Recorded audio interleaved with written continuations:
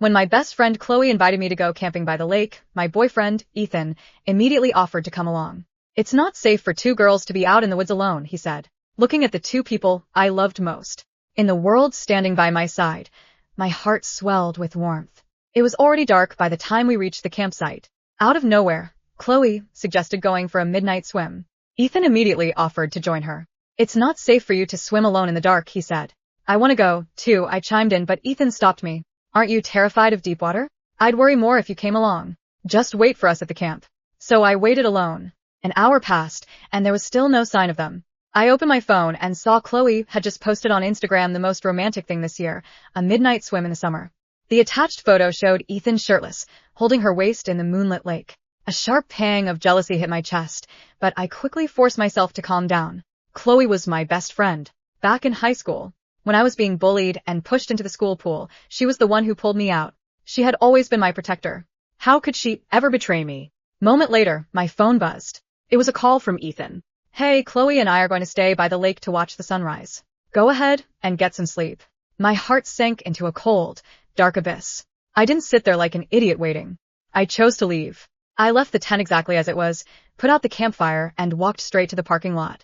A couple camping nearby noticed me. Maybe my face was ghostly pale because the woman asked with genuine concern, "Are you okay? Do you need some help?" I shook my head and forced a tight smile. "I'm fine, thank you." Then I got into my car and drove away. The highway was nearly empty. My phone on the passenger seat vibrated nonstop. It was about a 2-hour drive back to the city. The screen lit up and went dark. Over and over. Ethan sent a few texts. Why aren't you replying? Are you asleep? He followed up with a few voice notes. I didn't play them. Chloe's text came 10 minutes after his just one. Maya, are you mad at us? Where did you go? Everything in your tent is untouched. Then came 5 missed calls. I didn't answer a single one. By the time I pulled into a highway rest stop, it was 2 a.m. I shut off the engine. The moment the car went silent, all the strength drained from my body. I collapsed over the steering wheel. My phone rang again. This time it was Chloe. I stared at her name on the screen. For a long time, her contact name was Chloe. She had grabbed my phone and added that heart emoji herself on her birthday last year. I hit decline. Then I opened my contacts, deleted the heart, and changed it back to just Chloe. I finally unlocked my apartment door just as the sun was rising. I stood under the hot shower for a long time, my mind racing. I thought back to my birthday 3 months ago. Chloe had been hyping it up in our Snapchat group a week in advance, promising me a once-in-a-lifetime surprise. But on the actual day, she and Ethan vanished for the entire afternoon. When they finally showed up at the restaurant that night, both of their hair was messy and Chloe's ears were flushed pink. She handed me a cake box with a brilliant smile. And I literally ran through the entire downtown area for this cake. We're exhausted. Ethan chimed in beside her. Yeah, she insisted on getting it from that artisan bakery. It was already closed, but she practically forced me to find the owner to open up for us. Thank you, I had said. As I cut the cake, I asked where they had been all afternoon. Ethan shrugged. I told you, buying the cake. Chloe playfully nudged his arm. Why? Why are you spilling all the details? How am I supposed to plan surprises for her in the future if you talk so much? He smiled down at her, his eyes filled with a relaxed, unguarded intimacy. That was a look he used to reserve only for me. I didn't turn off the shower until the water ran freezing cold. As I was drying my hair, the phone rang. This time it was Ethan. I picked up. Where on earth did you go? We've been calling you all night. Chloe is literally crying her eyes out. His very first sentence was about Chloe crying. I'm home, I said. You're what? You drove back alone in the middle of the night? Yeah. There was a 2-second silence on the other end, as if he was struggling to find his words. If you were upset, you could have just told us. Driving alone on the highway at night, do you have any idea how dangerous that is? Just let Chloe know I'm home. That's all. I hung up. I put my phone on silent and flipped it face down on the table, closing my eyes in bed. That Instagram picture kept flashing in my mind. They looked so close, so perfect for each other. I was never a paranoid person, but when the same coincidence happens too many times, it's no longer a coincidence. Maya, you need to explain to me what the hell happened last night. Ethan showed up at my apartment the next afternoon. He didn't even knock, just used a spare key. I was in the kitchen waiting for the pasta water to boil. He stood in the doorway, arms crossed over his chest, his face tight with irritation. Chloe has been crying since last night. I think she said something wrong and drove you away. I dropped a handful of spaghetti into the pot. Why is she crying? Why do you think she woke up, found you gone? Your phone went straight to voicemail. Wouldn't you panic if you were in her shoes? I stirred the pasta slowly. I just wanted to go home. It has nothing to do with her. Ethan walked over, standing right next to me, his tone softening slightly. Is this about me going for a swim with her last night? The bugs were terrible out there. The water was freezing. And you've always hated deep water anyway. Chloe just didn't want you to feel uncomfortable. So, I know I interrupted him. Like I said, it has nothing to do with her. Stared at my profile, his expression slowly shifting into confusion. Then what is wrong with you? I turned off the stove and drained the pasta into a bowl. I just need some space. He nodded, but his brows remained knitted. Fine. Eat your food first. I'll have Chloe call you later. At least tell her you're okay, so she stops blaming herself. He turned to leave, then paused, looking back at me. By the way, what happened to your forehead? Just a minor burn from the steam. It's fine. Put a band-aid on it. Don't let it get infected. And with that, he left. From the moment he walked in to the moment he left, it took exactly 8 minutes. He didn't ask why I drove 2.5 hours alone in the dark. He didn't ask if I was tired or what time I got home. His priorities were crystal clear. Chloe was crying, so he came. At 3 p.m. Chloe called. I answered. Maya, are you mad at me? Her voice was raspy and thick, as if she really had been crying for hours. No. Then why did you leave so suddenly? I came back to the tent and saw everything untouched. You scared the life out of me. Something came up. What could be so urgent at midnight? I paused for a second. Work emails. I had to submit a proposal first thing in the morning. Liar, she said softly. You told me before the trip that your schedule was totally clear this week. I remained silent. She sighed, her voice turning defensive. Is this because I dragged Ethan to go swimming? I just wanted to give you some quiet time. Didn't you say you wanted to just sit by the campfire and zone out? I told him we should leave you alone for a bit so you could relax. I know, Chloe. Then why didn't you just tell me before leaving? Do you know how long Ethan and I looked for you? He was literally about to call the cops. I gripped my phone, my knuckles turning white. I'm sorry. It won't happen again. Only then did she let out a sigh of relief. Next time you're unhappy, just tell me, okay? You've been like this since we were kids, keeping everything bottled up. Okay? Ethan and I are heading back tomorrow. I'll take you out for a massive dinner to make it up to you, okay? After hanging up, I sat in silence for a long time. Every word she said was logical. Every explanation made perfect sense. But deep down, I knew something was entirely wrong. She hadn't deleted that Instagram post. I opened her profile to look at it again. The top comment was from Ethan, a simple high five emoji. Chloe had replied, go away lol. Underneath, a mutual friend had commented, wait, who is this new boyfriend? Chloe never replied and neither did Ethan. That comment was still sitting right there. We ended up getting dinner at Chloe's favorite Mexican spot downtown. The second she walked through the door, she threw her arms around me, hugging me so tight, I could barely breathe. My sweet Maya, did you miss me? Ethan followed close behind, holding 2 iced boba teas. He handed one to Chloe. Low sugar, just the way you like it. Chloe took a sip and playfully rolled her eyes at him. Oh, so you actually remembered this time. Last time you got me full sugar. And I almost died. Ethan chuckled, then turned his gaze to me. Do you want one? I can go grab another. No, I'm good. Well, you can have a sip of mine. I haven't touched it yet. He offered his cup. Chloe immediately blocked his hand. That's yours. Sharing drinks is so unsanitary. She turned and waved down the waiter. Could we get a glass of water for her? Room temperature, please? Thanks. Ethan didn't say anything else. He pulled out a chair and sat down. When ordering, the two of them debated for 5 minutes over whether to get spicy salsa on the tacos. Chloe couldn't handle spice. Ethan loved it. Last time you ate that hot sauce, you got a massive canker sore the next day. It looked so painful, Chloe said, tapping his menu. How about we do 1 mild and 1 spicy? Sure. Whatever you say. I spoke up. I actually want spicy too. Stomach has been sensitive lately, Ethan said without even looking up. I'll be fine for once. Better not risk it. Remember last time you had those extremely spicy wings and spent the night in the ER? Chloe had to stay with you all night. I forced a small smile and dropped the subject. Once the food arrived, Chloe kept putting food onto Ethan's plate. Try this. How is it? Ethan took a bite. Could be better. Chloe froze, pulling her fork back. It could be better. Why are you eating it? Spit it out. Ethan laughed, wiping the corner of his mouth with the back of his hand. Just kidding. It's actually great. Chloe playfully swatted at him, and they dissolved into giggles again. At the next table, a young couple was watching them. The girl whispered to her boyfriend, "Are those two together? They look so cute." The guy whispered back, "Yeah, it looks like it. The other girl is probably just a friend." They didn't bother to lower their voices. I heard every word. Chloe heard them, too. Her hand froze for a second. She glanced at me, then quickly pulled her hand away from Ethan's arm. Maya, let me get that taco for you. No, I've got it. As I reached across the table, my sleeve brushed against the hot fajita skillet. Ethan was busy pouring tea for Chloe and didn't notice. But Chloe saw. She stood up and grabbed my hand. Oh my God. Let me see. Is it red? I'm fine, I said, pulling my arm back. Seriously, it's just a tiny scratch. Ethan finally looked up. What happened? Nothing. Chloe answered for me. Be careful when you pour the tea. Ethan's spilling water everywhere. She grabbed a napkin to wipe the table. Ethan watched her, naturally taking the napkin from her hand to help. Their fingers brushed against each other. Neither of them pulled away.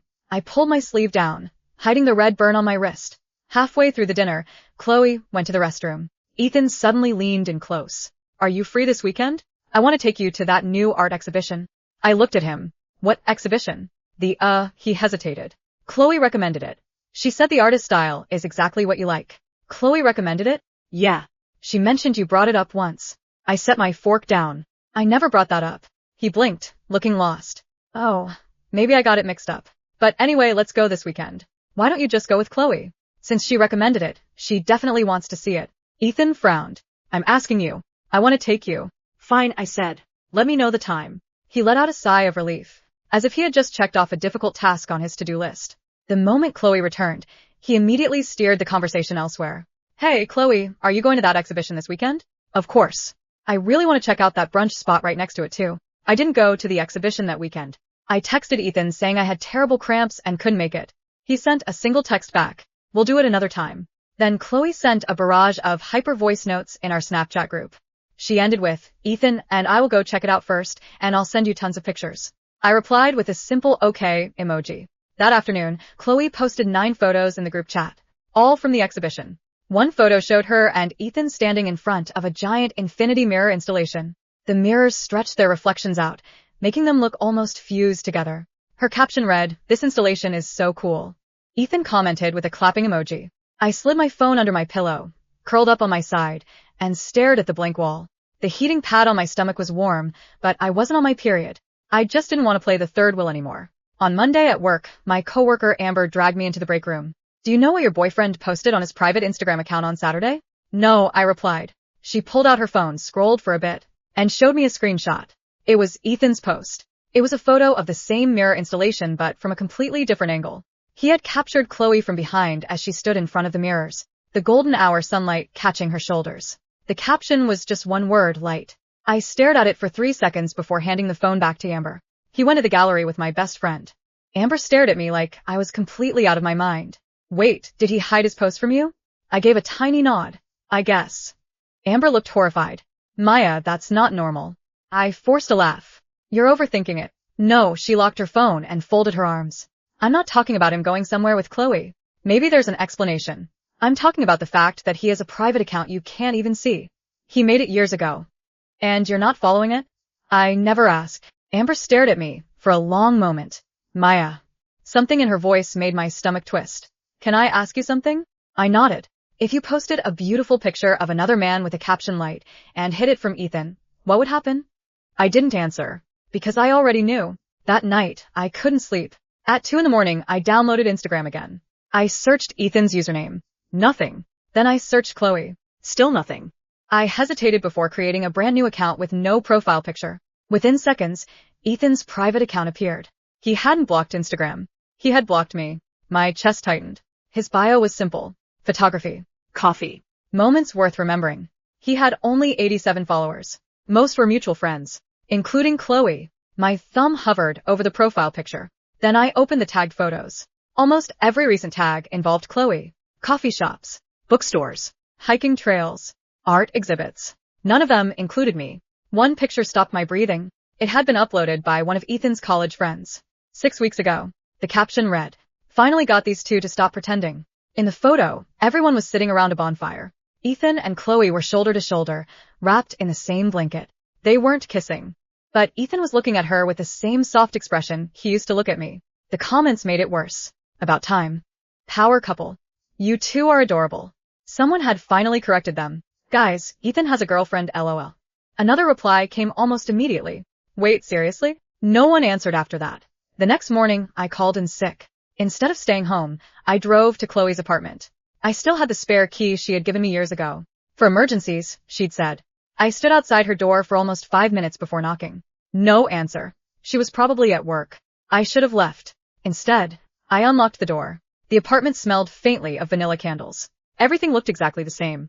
I wasn't snooping, I told myself. I just wanted proof that I was imagining things. Then I noticed something hanging on the coat rack. A dark green hoodie. I knew that hoodie. I'd bought it for Ethan last Christmas. My heartbeat sped up. Maybe he'd forgotten it here. That could happen.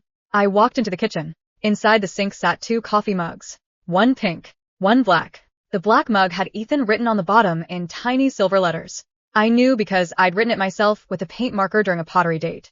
My hands started shaking. No. There had to be a reason. Then my eyes landed on the refrigerator. A photo was attached with a magnet. 3 people. Me, Ethan, Chloe. Only someone had trimmed the picture. I had been cut almost completely out. Only a sliver of my shoulder remained. Ethan and Chloe were centered perfectly, smiling at each other. I stood frozen. Footsteps echoed from the hallway outside. The apartment door opened. Maya? Chloe's cheerful voice stopped mid-sentence. Her smile disappeared the second she saw what I was holding. For several long seconds, neither of us spoke. Then she quietly asked, "Why are you here?" Chloe set her grocery bags down by the door without taking her eyes off me. For the first time in years, the smile she always wore around me was completely gone. I held up the trimmed photograph. Why? Her face drained of color. She walked over slowly and took the picture from my hand. I can explain. Then explain. She stared at the floor for several seconds before letting out a shaky breath. It wasn't meant to hurt you. I laughed once. That isn't an explanation. She rubbed her forehead. I cut the picture because it fit the frame better. I looked at the tiny frame. It was almost twice the size of the photo. There had been more than enough room for all 3 of us. You expect me to believe that? She didn't answer. My gaze drifted toward the green hoodie hanging on the rack. Ethan left that here? Oh. She glanced over. Yeah. He spilled coffee on himself a few weeks ago, so I lent him one of my hoodies. He forgot his when he changed back. And the mug. He comes over sometimes. The words hit harder than I expected. He comes here. We've been planning surprises for you. The excuse came so quickly it sounded rehearsed. We meet here because you always notice everything if we're together in public. I remembered my birthday, the camping trip, the exhibition, the countless afternoons they had disappeared together. How many surprises does one person need? Chloe opened her mouth but couldn't answer. Silence filled the apartment. Finally, I asked the question that had been haunting me for weeks. Are you in love with Ethan? Her eyes widened. What? Answer me. No. Too fast. Too sharp. Too defensive. She stepped closer. Maya, you're my best friend. That's not what I asked. I would never do that to you. Again, not an answer. I looked straight into her eyes. Do you love him? This time she didn't speak. She simply looked away. That tiny movement shattered something inside me. At that exact moment, the apartment door opened again. Ethan? He walked in carrying a paper bag from a bakery. He froze the instant he saw us. The smile on his face vanished. Maya? His eyes darted between me and Chloe. What are you doing here? I looked at the bakery bag. The artisan bakery. He blinked. What? The one you two supposedly ran all over downtown to get my birthday cake from. He looked confused. I just stopped there because Chloe texted me she wanted. He stopped himself. Wanted. Not needed help. Not asked me to pick something up. Just wanted. The room fell deathly quiet. I slowly looked from Ethan to Chloe. Then back to Ethan. You have a key. Neither of them spoke.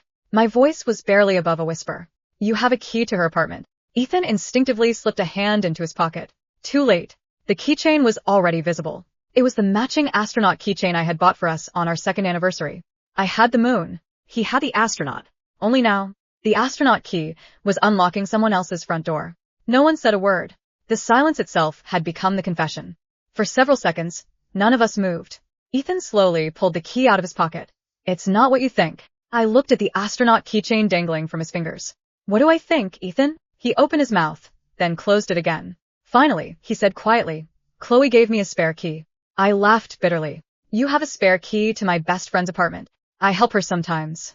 With what? He hesitated. She locks herself out, often enough to need her own key? Neither of them answered. I turned to Chloe. When did you give it to him? She whispered. About 8 months ago. 8 months. 8 months of him having access to her home, while I'd never been told. I nodded slowly. Okay. That single word seemed to alarm them more than if I'd screamed. Maya, Chloe stepped toward me. I took one step back. No. She froze. I've been asking myself for weeks whether I was imagining everything.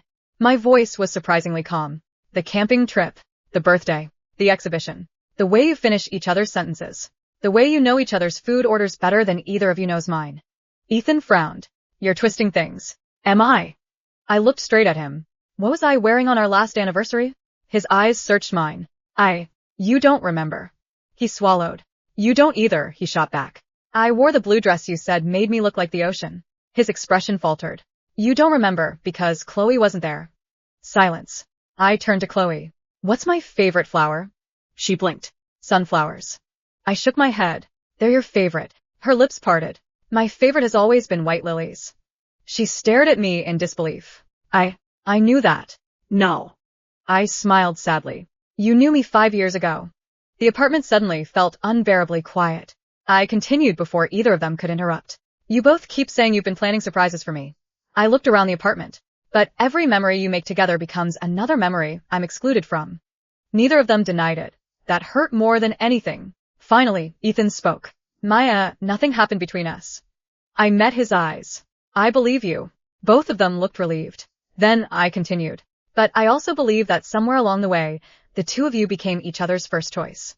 The relief disappeared instantly. When Chloe cries, I looked at Ethan. You run to her. When Ethan needs advice, I looked at Chloe. He comes here. When something funny happens, who do you text first? Neither answered. Who do you want beside you when you're excited? Still nothing. You may not have cheated physically. My voice cracked for the first time, but emotionally, I pressed a hand against my chest. I haven't been your person for a long time. Tears welled in Chloe's eyes. Maya, please don't say that. Is it true? She couldn't answer, because it was. Ethan rubbed both hands over his face. I never realized. No, I interrupted softly. That's exactly the problem. He looked at me helplessly. You never realized I was disappearing. I walked toward the door. Maya, Chloe cried. I paused without turning around. I don't hate either of you. My voice was quiet. But I can't keep standing between two people who already chose each other without admitting it. I placed my own spare key to Chloe's apartment on the entry table. It landed with a soft metallic clink. I think we're done. This time, neither of them tried to stop me. They simply stood there, side by side, watching me walk out. And as the apartment door closed behind me, I realized something that hurt almost as much as losing them. Neither of them followed. Maya didn't answer another call. She blocked Ethan first. Then Chloe. Over the next week, she packed away every photo, every gift, every reminder of the life she'd built around them. She requested a transfer to her company's branch in another city and moved before either of them found out. Only after she left did the truth finally catch up to Ethan and Chloe. Without Maya acting as the bridge between them, they found themselves alone together more often. The conversations that had once flowed so naturally became awkward. One afternoon, Ethan finally said, Do you think she was right? Chloe's eyes filled with tears. I don't know. He did know. He missed Maya's quiet smile, her terrible puns, the way she always remembered to bring him coffee when he worked late. He realized he had slowly begun taking her love for granted while pouring his time and attention into Chloe. Chloe came to the same realization. She had loved being Ethan's favorite person, even if she had never admitted it to herself. Whether or not she had intended to steal him no longer mattered. Her actions had crossed boundaries, and she had hurt the person who had trusted her most. A month later, Ethan knocked on Maya's new apartment door after tracking down her address through a mutual friend. When she opened it, he barely recognized her. She looked a lighter, healthier, peaceful. I just want 5 minutes, he pleaded. She stepped outside and quietly closed the door behind her. I owe you an apology, he said. You were right. I had an emotional affair, even if I refused to call it that. I kept choosing Chloe over you, and I didn't see it until you were gone. He held out the astronaut keychain. I don't expect forgiveness. Maya looked at it for a moment before gently pushing his hand back. Keep it. It belongs to us. She smiled sadly. There isn't an us anymore. He cried for the first time since she'd left. I'm sorry. I know. And I still love you. I believe you. Hope flickered across his face. Then she finished. But you realized it after losing me, not while you still had me. There was nothing left to say. He walked away carrying the keychain in his pocket. 2 weeks later, Chloe sent Maya a handwritten letter. It contained no excuses, only an apology. She admitted she had become emotionally dependent on Ethan and ignored every boundary because it felt harmless until it wasn't. She ended with one sentence. You deserved a best friend who protected your heart, not one who slowly broke it. Maya never replied. She didn't need closure from them anymore. She had found it herself. 6 months later, a co-worker convinced her to join a weekend hiking club. There, she met Daniel, a landscape photographer, who listened more than he talked. On their third date, he asked, "Would you like to watch the sunrise by the lake?" For a split second, Maya froze. He noticed immediately. "We don't have to," he said gently. "We can watch it from a cafe instead." She smiled. "No, the lake is okay." This time, as dawn painted the water gold, Daniel reached for her hand. Not someone else's. And for the first time in a long while, Maya realized love wasn't supposed to make her question whether she mattered. It was supposed to make her feel chosen. 1 year later, Maya was walking through a weekend street market with Daniel when she heard a familiar voice behind her. "Maya." She turned. Ethan and Chloe were standing a few feet away. They looked older somehow, not in years, but in the weight they carried. For a brief second, none of them spoke. Then Ethan smiled faintly. "You look happy." "I am." Daniel looked between them, quietly taking Maya's shopping bag from her hand without interrupting. Maya introduced him simply. "This is Daniel." Daniel shook their hands politely. "It's nice to meet you." There was no hostility, no jealousy, just quiet respect. Chloe smiled, though her eyes were glossy. "So, you finally found someone who makes you smile like that?" Maya nodded. "I did." After an awkward silence, Chloe took a deep breath. "I wanted to tell you something." Maya waited. "I haven't spoken to Ethan outside of group settings in almost a year." Ethan nodded. "We both realized the healthiest thing we could do was let each other go." "We're not together," Chloe added quickly. "We never were." "I know," Maya replied softly. "And it doesn't change what happened." Chloe lowered her eyes. "I know." She reached into her bag and pulled out an old photograph. The original one. The picture of the three of them before it had ever been cut. "I kept it after you left," Chloe said.